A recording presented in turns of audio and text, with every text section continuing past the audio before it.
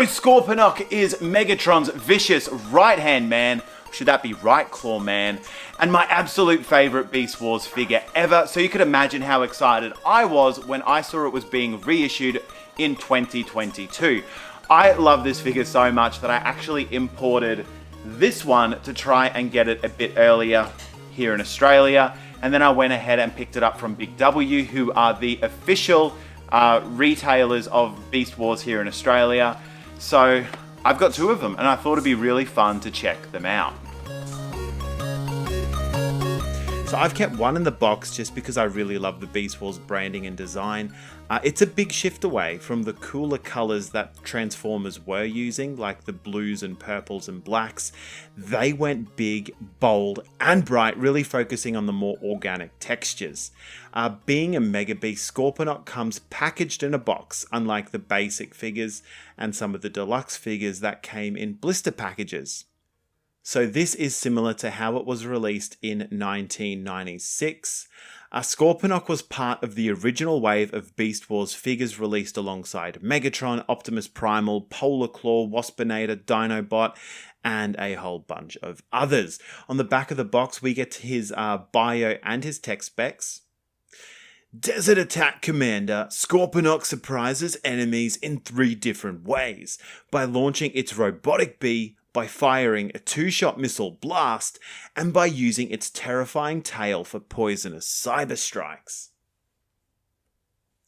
Once we do get it out of the box, the biggest difference from the original figure is that this re-release has updated the color scheme to more closely match the Beast Wars cartoon. Evil Predacon Scorponok, a robot in disguise with a killer bee inside. The original used a lot of black and red plastic, which looked cool, very 90s, a bit like the Scorpion Doom Zone from Mighty Max.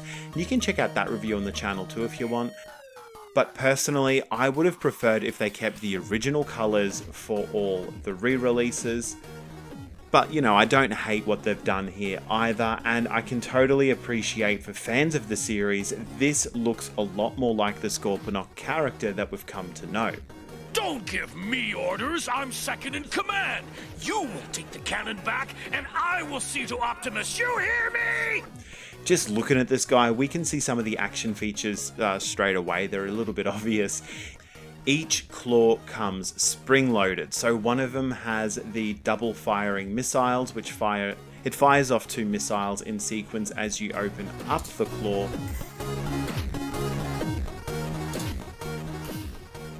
And the other one has the robotic bee that shoots out and transforms all in one motion with the help of 4 springs.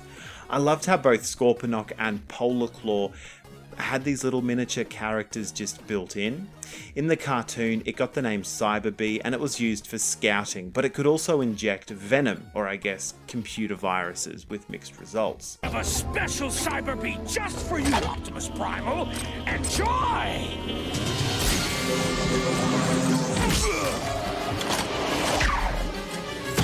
A word of warning though, on the original figure, the peg that holds the bee in place is super fickle, lots of misfiring, and it doesn't look like anything got updated for this re-release, so be careful when handling it. We also have the Scorpion's tail, which has a trigger on it and a series of cogs to allow it to strike down in a poisonous cyber strike. Everything is spring-loaded when it comes to the action features here, and I just love how fun this figure is. It doesn't look a whole lot like an actual Scorpion, but I guess in the cartoon it didn't really either. Ah! Scorponok, terrorize! But it's typical of the Beast Wars figures. It came loaded with features, and making it accurate to either a real animal or the cartoon wasn't the priority. It was about making these figures fun and packing them with features.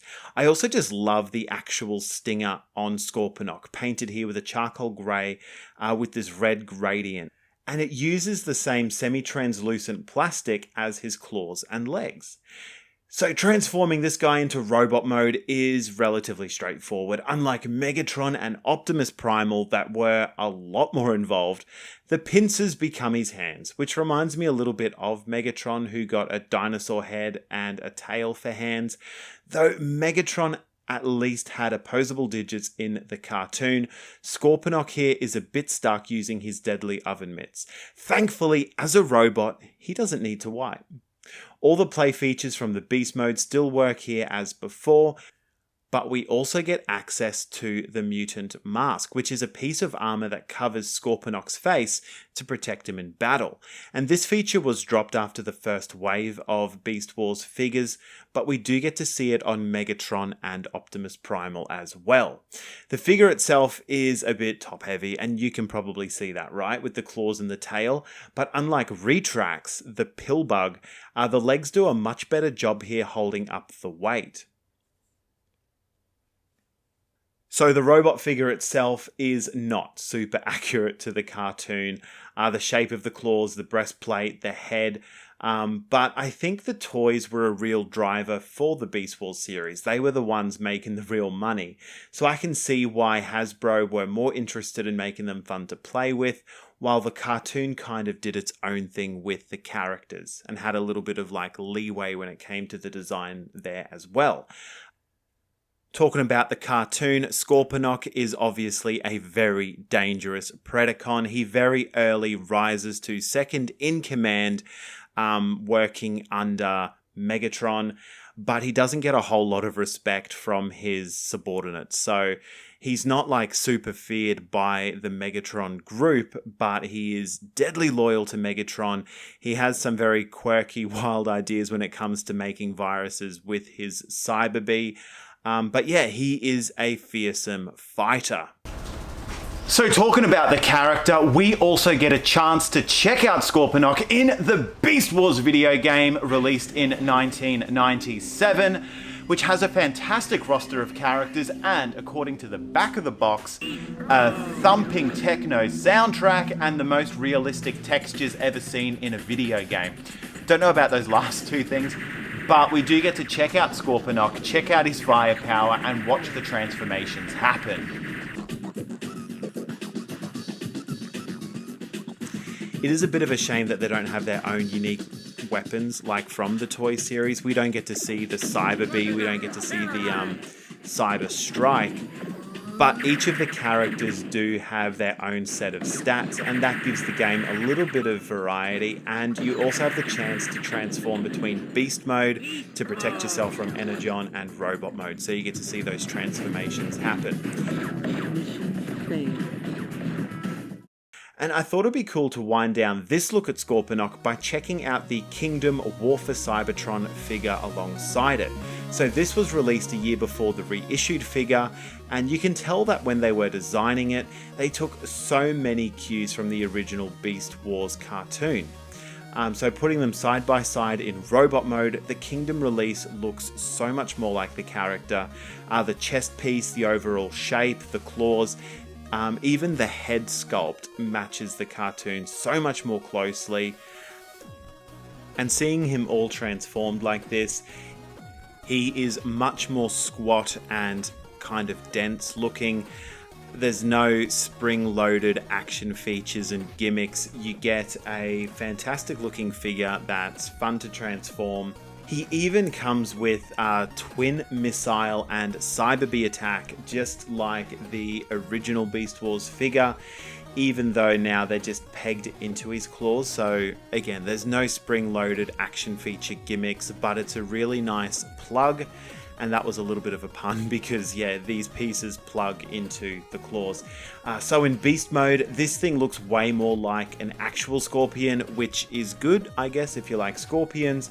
But also, it looks way less like Scorponok from the TV show in Beast Mode. So it is a bit of an interesting balance that they tried to strike here, taking cues from the TV cartoon for the robot, but going all out and making this look like an actual Scorpion in Beast Mode.